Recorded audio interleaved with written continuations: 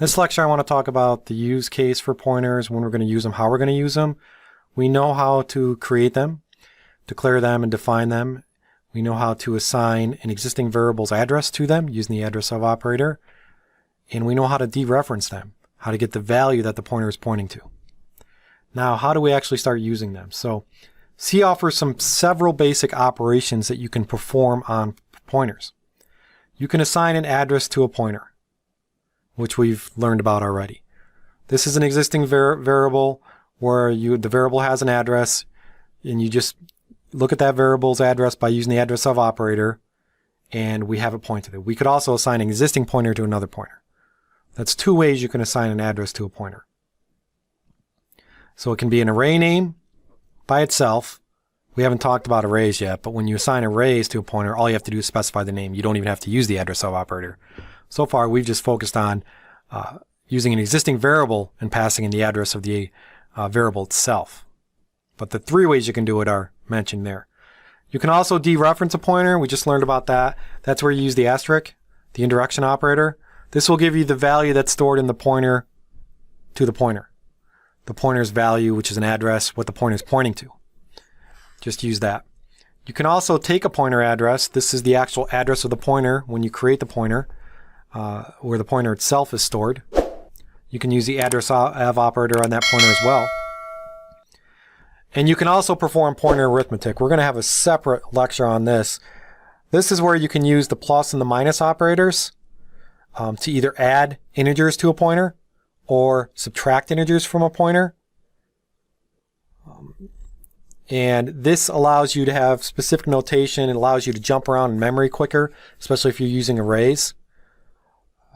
So what you typically do is when you add an integer to a pointer using the plus operator, it's going to just set the address of that pointer up so many bytes. If you subtract a number from a pointer, it's going to set that address and minus it a certain number of bytes. You can also increment and decrement by 1. And you'll see this is very common when we use it in arrays. So when you're in an array and you want to move to the next element, instead of using the index, you can use a pointer and just increment it by 1. If you want to move to the previous element, instead of using an index, you can just decrement a pointer by 1. So pointer arithmetic we're going to talk about exclusively, but that is something that you can do with pointers. And again, it's particular notation that allows you to move around quickly in memory, be more efficient. You can also find the difference between two pointers. So if you have two pointers and the elements are in the same array, you maybe want to find out how far apart they are. The elements, you can minus them. This would be the difference of two pointers. And so if you were index 5 and then you had a pointer pointing to index 5, you had another pointing to index 15, you could minus them, and that would give you how many elements they're away, because it would be the hexadecimal address minus the other hexadecimal address. Assuming the array is in contiguous memory, which it is, it will display how far apart they are. You can use relational operators to compare the values of two pointers. Pointers have to be the same type. So if they're both pointing to integers, they both have to be the same type. This is just going to tell you whether or not the addresses are greater than or less than. Again, you could identify how far, which part of the array you're in. There are also two forms of subtraction. So I just talked about subtraction, where you can actually take one pointer and subtract it from another one, which you'll get a pointer. Or you can subtract one pointer from an integer, which will give you a pointer. Right? So subtract one pointer from another to get an integer, or to subtract an integer from a pointer to get a pointer. Those are the two cases. So we'll keep in that mind. We'll go through some more examples. Be careful when you use the incrementation or decrementation of pointers in causing an array out of bounds. So most of this stuff that you do with pointer arithmetic is when you're operating on arrays. Because again, it allows you to move quickly. It's simple syntax. But remember that arrays have an out of bounds error. So if you increment too far, you're going to go out of bounds in the array. If you decrement too far, you're going to have an under bounds. You go into a negative number.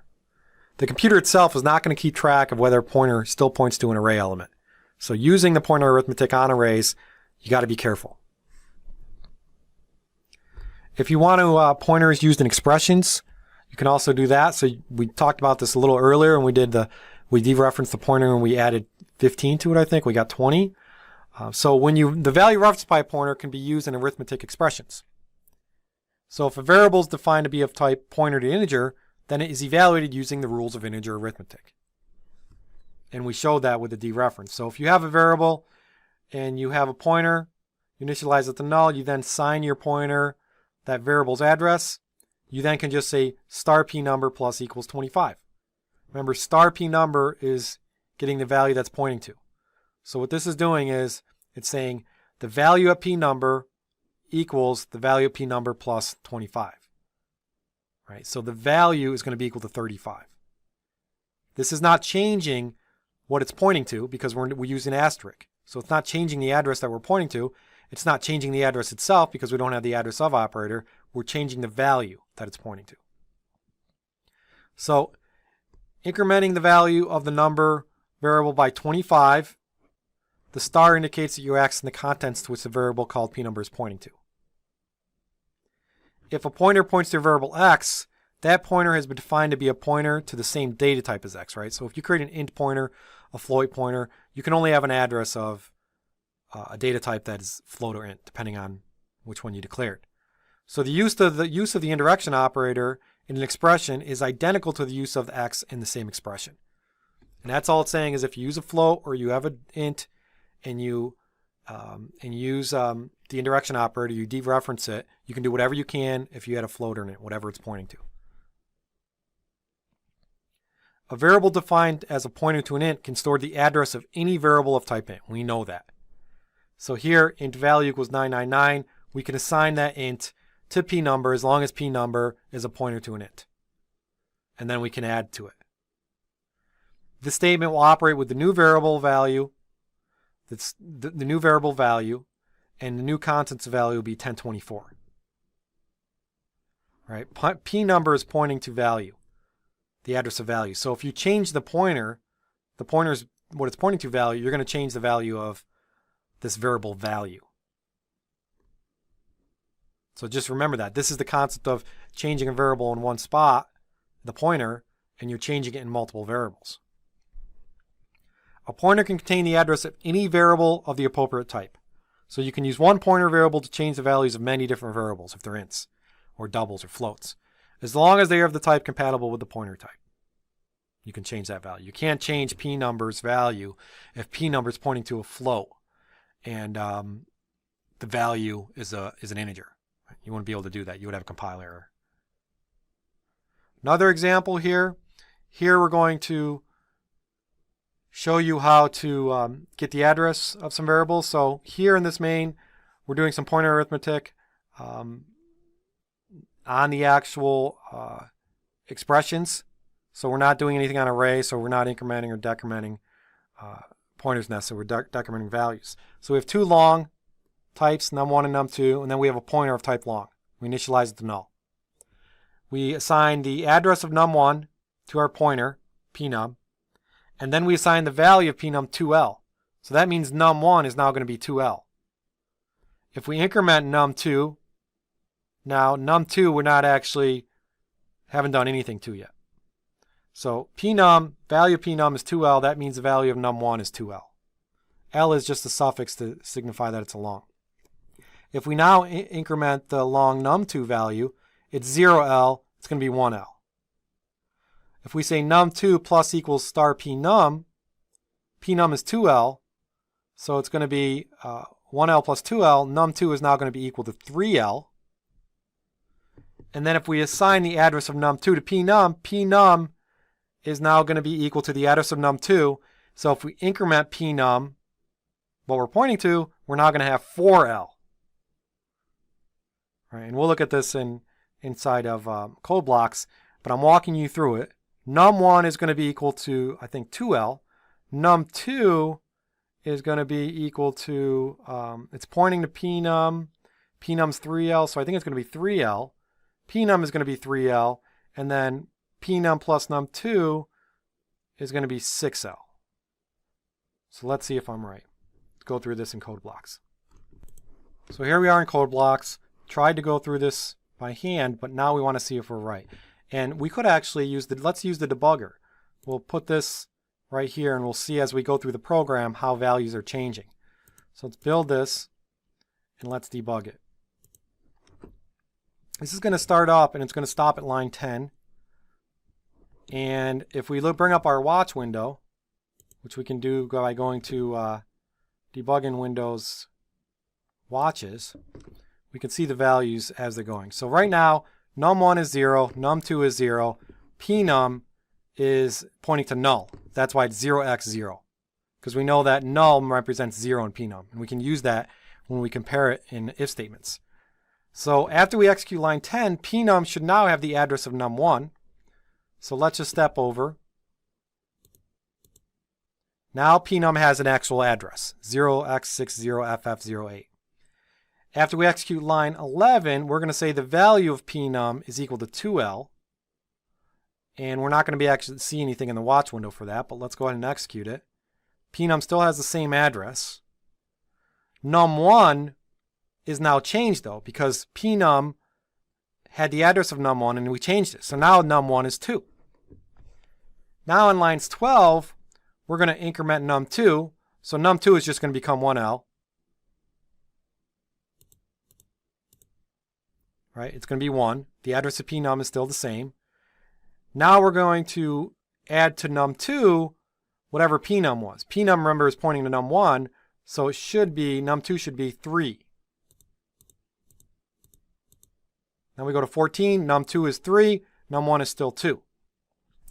Now in line 15, we're going to assign pnum a new address of num2, so after this, we're no longer going to be 0x60ff08. We're going to be 060ff04.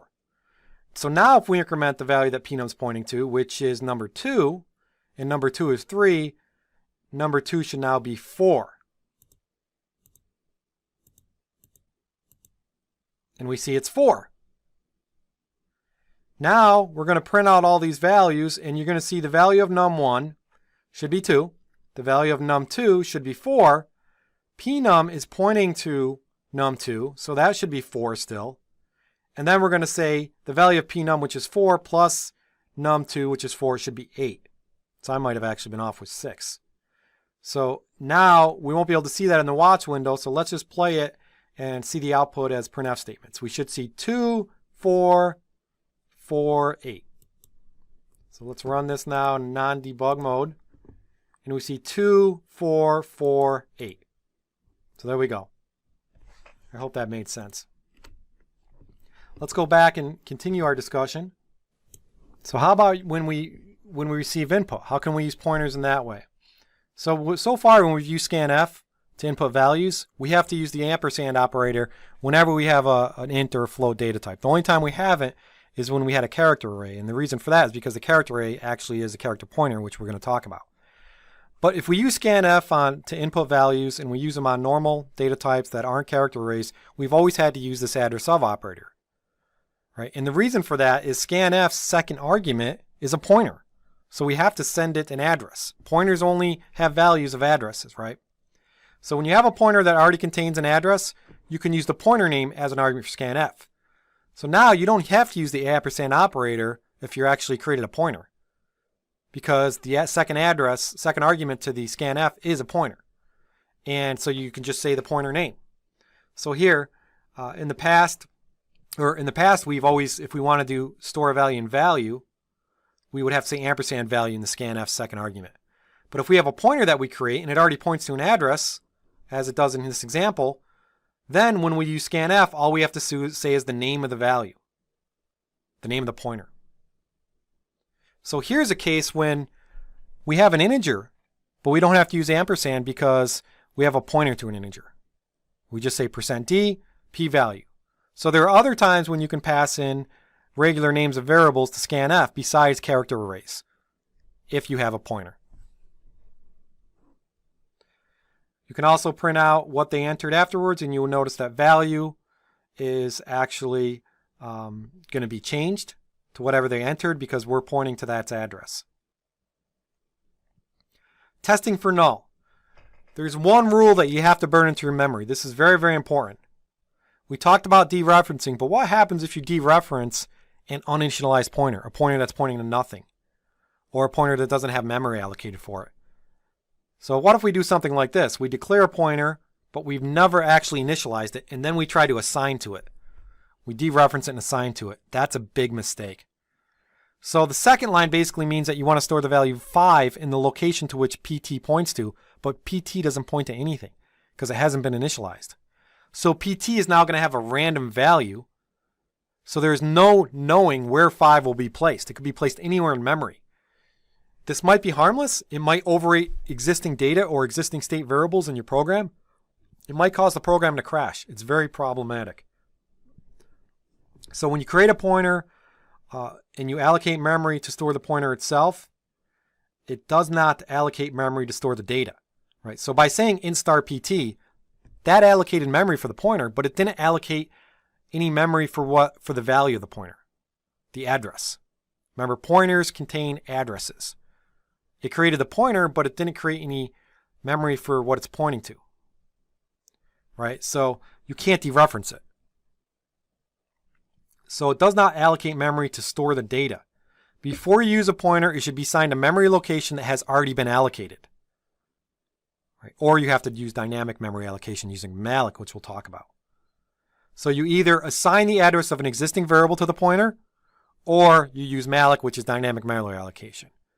But keep that in mind. Whenever you use a pointer, if you created it and it was null, you want to check it for null beforehand. We'll talk about that in a second. But if you created a pointer and wasn't initialized, do not assign anything to it unless it's either pointing to another variable initialized that way or having memory allocated. So this is where null comes into play. You can actually test for null to make sure you don't have a dereferencer or make sure your program doesn't crash. So we already know that null basically points to nothing, and we should initialize all of our variables, our pointers, to null. So we should always do something like this. Null is a special symbol in C that represents the pointer equivalent to 0 with ordinary numbers. The below also sets a pointer to null using 0. So we can also, if we don't want to pass it or assign it to null, we can just say 0, and that's the equivalent of saying pointing to nothing. So because null is the equivalent of 0, if you want to test whether p-value is null, you can do something like using an explicit test. You can say pointer equals null. And if pointer is equal to null, meaning it's 0, then you can actually do something. So if it's not 0 or not null, it's 1, true, or any other value, that's a way to check against having crashes. You make sure before you actually try to dereference something that this will tell you whether or not it has memory allocated. So you want to check for null before you dereference a pointer. And you often do this in functions because functions will take pointers as parameters. And if the caller is passing in bad data or passing in a pointer that doesn't have any memory allocated, it could crash your code. So what you want to do is you want to make sure that the caller has a valid address so you can check it for null. Basically what this means, always to have these if checks to say not p-value or not pointer. And if it's not pointer, then you can dereference it. We're talking a lot about pointers. We've discussed quite a bit. I'm sure it's getting a little overwhelming. You may want to take a break and go through the previous lectures. Try to really sink this concept into your head. Pointers just contain addresses, but there's 3 parts to it, so it can get problematic. But stay positive. Keep with me. And I know it's confusing. You know, we've talked about working with addresses. We've talked about working with values. We've talked about working with the pointer itself. And we've talked about working with variables that point to pointers. So there's all this stuff you got to remember. And it can be very, very overwhelming and frustrating. And it's always hard to try to figure out what's going on, and it's going to take a lot of practice. The best way to understand this concept and everything we've talked to up until now is to practice. Write short programs that use all the concepts I've mentioned. So write a program that gets the values using a pointer. You know, this would be maybe using the indirection operator, dereferencing. Write a program that changes values using pointers. So this would be dereferencing. Getting the values using pointers would just being the name of the pointer, which would be the address. Printing addresses. We've looked through all of that syntax. Practice this stuff over and over and over again. That's how you're going to get good at it.